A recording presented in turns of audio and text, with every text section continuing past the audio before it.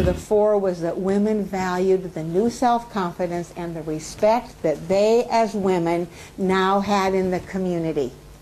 I mean, it's an extraordinary development. So it really started out, this program really started out with this huge focus on savings, huge focus on credit, huge focus on literacy per se. And in fact, what really all of those have come together in the program to create an environment and circumstances in which women really can generate wealth. And we have found, as I think we all know, wealth in a community begins to translate into power in a community and respect in a community. We have found that women, once they begin to sort of get their feet under them, they step forward and they become very active to create change in their communities.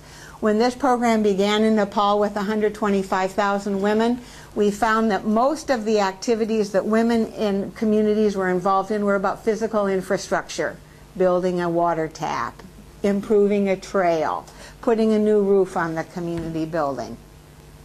At the end of the program, 2.5 years later, still women were doing that, but 2/3 of their actions were around social reform. Get rid of the dowry system. No more child marriage. No more girl trafficking. No more domestic violence.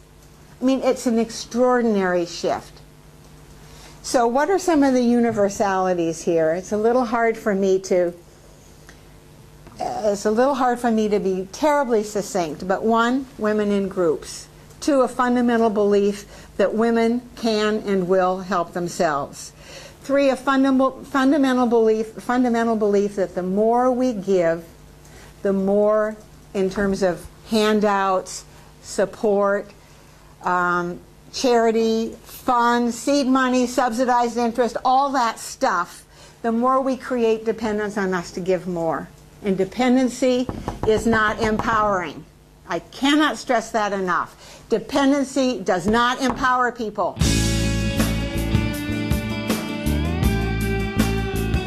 Where people, even when you talk about development, they somehow think of development as something that can be delivered to a developing country in some way, sort of like it's a physical effect or something, an outside effect that can be delivered. And so the most naive form of that, of course, was in the immediate post-war development efforts, where development meant having physical infrastructure, again, highways and airport and power stations and all these things, and so they were built. I mean, these were where the World Bank started out, was doing all this sort of physical infrastructure, and then they realized, well, that you need an education system, you need a healthcare system, you need social systems, you need institutions. So over the years, the sort of definition of development has been increased.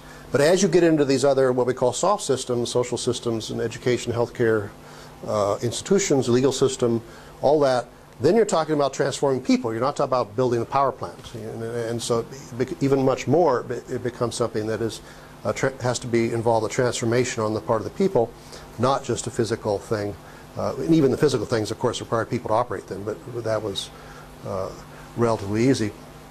And so in this discussion, you have to really watch out for what you take to be the typical examples you use in your thinking, because there are certain things that can be delivered to a developing country in a fairly external way, and one example of that is what we call stroke of the pen reforms. And this is like when you abolish a tariff. You don't have to go in and change it. You abolish the tariff, nobody's going to pay it anymore, and you stop enforcing it. And so that sort of thing is something the World Bank could put in conditionalities in loan, get it done, and it's pretty much self-enforcing. You don't have to go change the whole institution. It's not like saying, well, create a law-based economy or rather than corruption. That's a little harder to do than these sort of stroke of the pen reforms.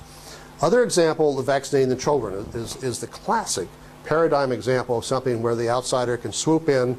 It's a physical thing. You vaccinate the children, the biology does the rest. You don't need anybody's cooperation and so forth, and then you fly out. So this was unfortunately used by a lot of people when trying to think about development assistance as if it was all like vaccinating the children, something you can go in and do this physical effect. And even that, of course, doesn't develop the healthcare system, so it can do it by itself. Then you've got to swoop in for the next generation and parachute people in to do it again.